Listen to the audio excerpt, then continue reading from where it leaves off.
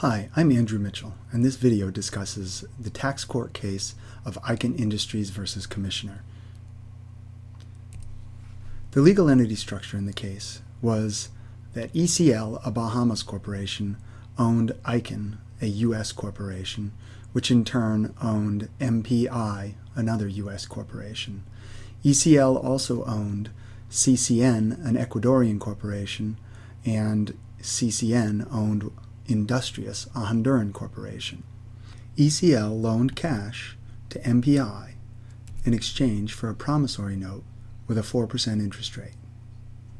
If MPI had paid interest to ECL, the U.S. would have imposed a withholding tax of 30% on the interest payments under Section 881.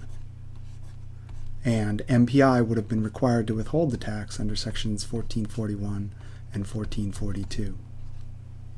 Trying to avoid the withholding tax on the interest payments from MPI to ECL, ECL assigned the promissory note to Honduras, to Industrious in Honduras, in exchange for 4% promissory notes from Industrious.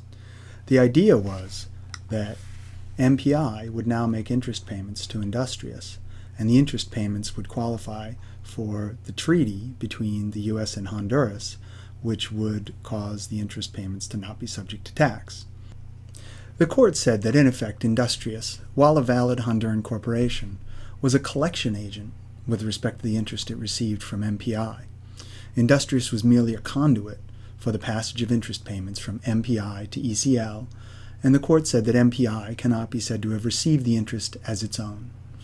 This situation would now be considered a conduit financing arrangement under Regulation 1.881-3.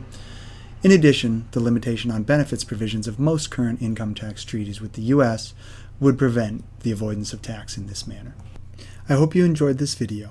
Thank you.